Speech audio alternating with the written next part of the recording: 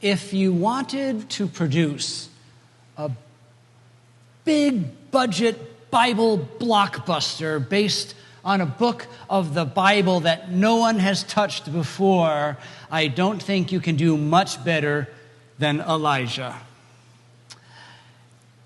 It's got everything that a hit film needs. It's got high drama. It's got sexy palace intrigue.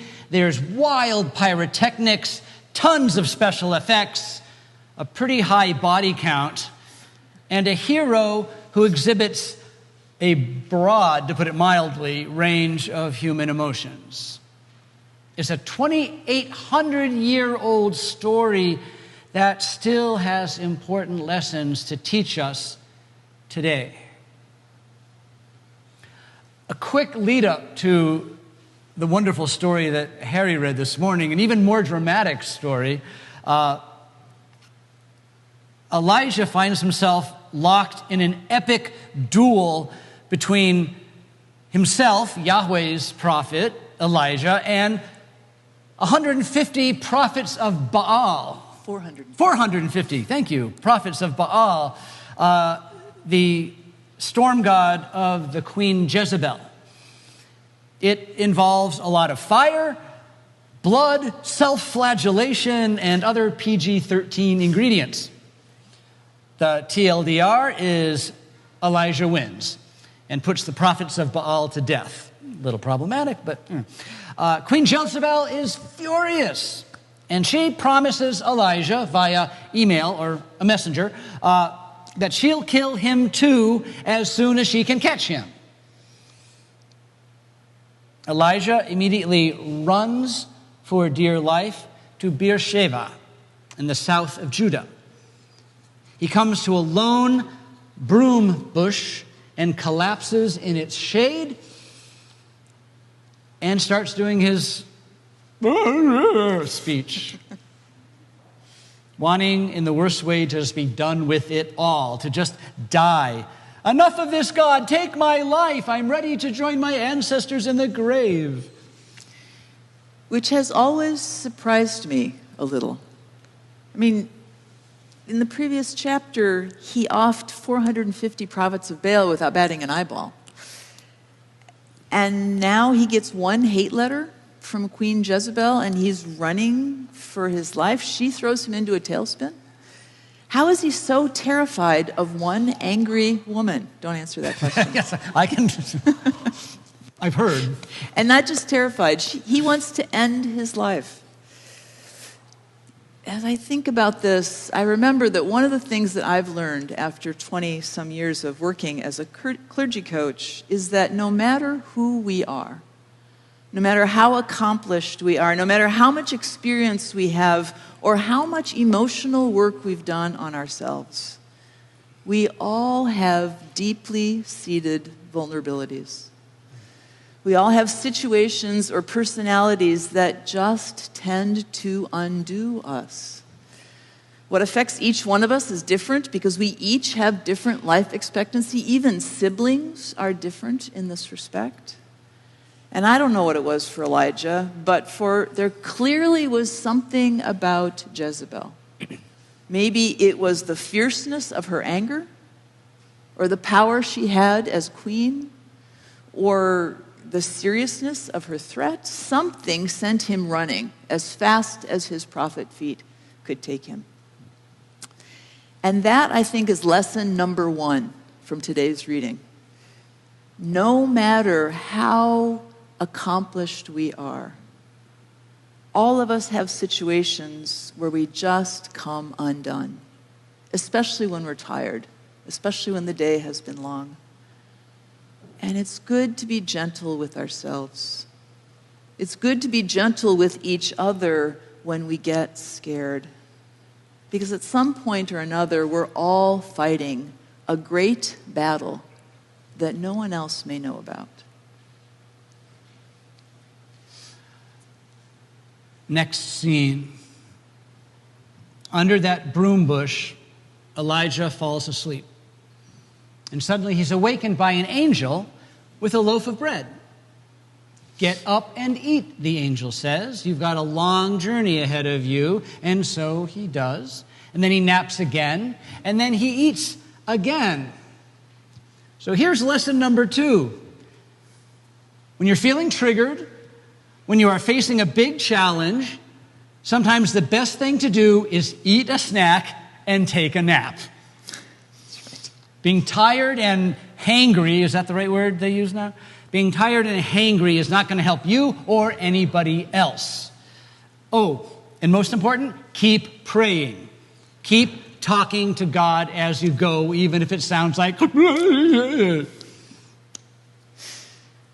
then once he's fed and rested, Elijah walks for 40 days and 40 nights, which is Bible speak for a really long way and a really long time.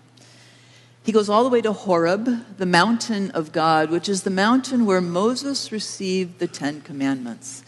This is the holiest place in the land for him. And here he rests again.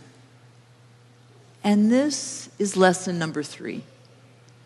When you're lost, do what you need to do, go where you need to go to find your center. It might be a physical place like Horeb. It might be something inside of you. It might be a spiritual practice, but find your grounding. Find your core. And there on Horeb, Elijah hears God say, when I heard you say that, I thought, you really say that like a therapist. So Elijah, what are you doing here? And Elijah unloads on God. The Yiddish word is kvetch.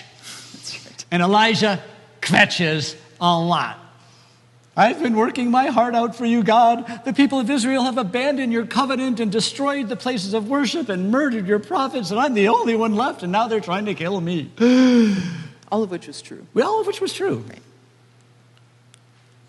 Everything he's built as God's prophet, everything he's been counting on has been taken down, taken away, and he's the only one left.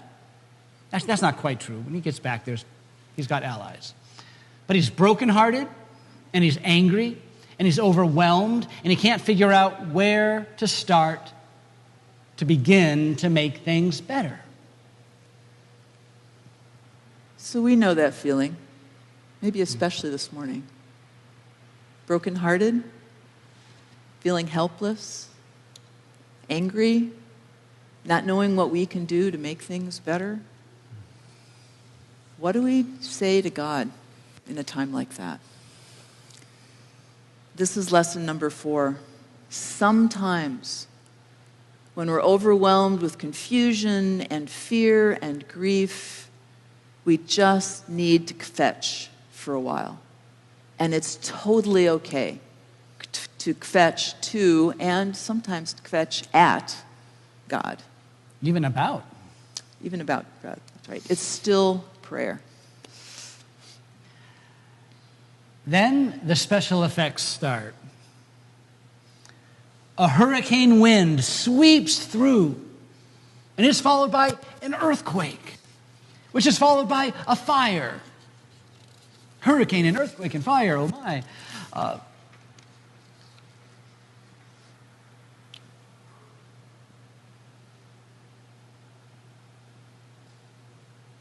Here the reading is so explicit.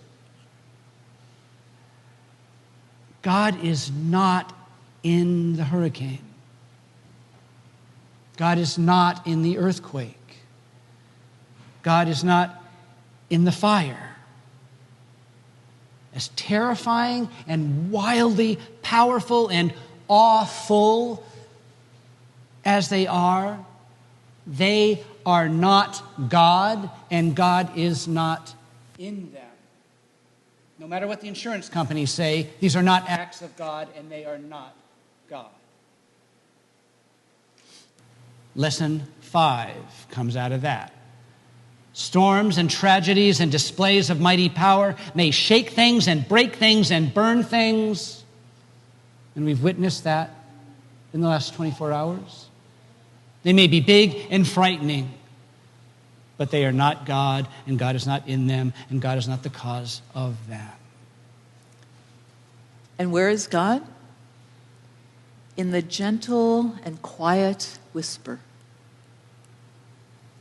Or, if you're reading this in the King James, in the still small voice. Or in the New Revised Standard Version, in the sound of sheer silence. No one seems to agree exactly on how to translate those words because they're trying to describe the presence of God. And you can't describe that in words. It's silence, it's a still small voice, it's a whisper, it's God's voice. And again, God says, "So Elijah, now tell me, what are you doing here?" What are we doing here? That is the existential question for all of us. That is the most important lesson of all.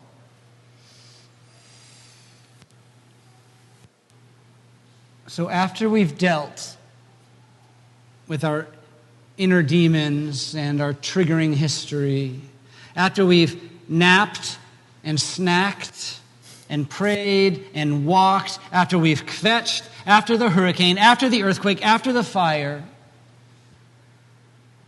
God's presence comes to us with the most elemental and existential question: what are we doing here? What are we here for anyway?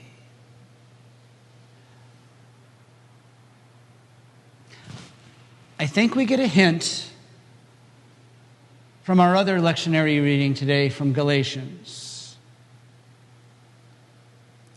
where Paul lets his readers know that we who are in Jesus, we who are Jesus followers, proclaim that everyone is beloved. Everyone. Even us. Even the folks we don't like. And that all the old divisions of religion and gender and social status are just illusions. Human-created illusions. Our culture, our society may make big deals out of them. Our politicians may make hay out of them. But ultimately, those divisions are vapor. They're smoke and mirrors. They are nothing compared to God's love. Everything is smoke and mirrors compared to God's love. So, people of faith, what are we here for? How will we live today? And as we seek to give wise answers to that question, let's go back and review the lessons that Elijah teaches us. First one, pray. Second one, have a snack. Third one, my fave, take a nap. And then re-enter or recenter yourself in what grounds you, in the calling that is uniquely yours. And the last one, don't get distracted by the noise around you, even if it's really, really loud. And when the still small voice, when the gentle and quiet whisper comes to you in the sheer silence and says, "What are you here for?" Sit in the quiet with that question and with God for a while. Listen, pray, and see what arises in the center of who you are. God asks that question of each of us and of all of us. What are we doing here? We United Methodists on the edge of Harvard Square. How do we witness to justice and inclusion and healing to hope and to joy in a time of chaos and division. You'll hear more about how we discern the answers to those questions in the coming fall and winter and spring after Barb and I take a summer of prayer and rest and snacks. And we hope you do too. It's not part of today's reading, but after this reading, in the end, God sends Elijah right back into the place he's running from.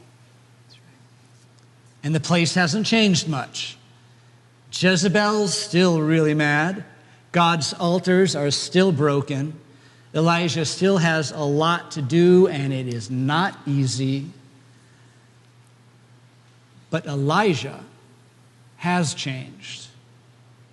He goes back differently because now he knows who he is and whose he is and what he's here for.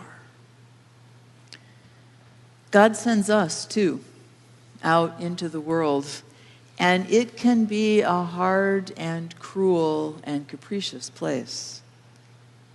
And in the midst of all of that, it is so important for us to know what we are doing here. And while our specifics may vary, it all boils down to love.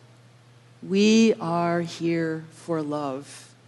We belong to God's love, each of us, and we belong to each other, and it's as simple and as challenging as that. And we never go alone. God always goes with us. Thanks be to God. Amen.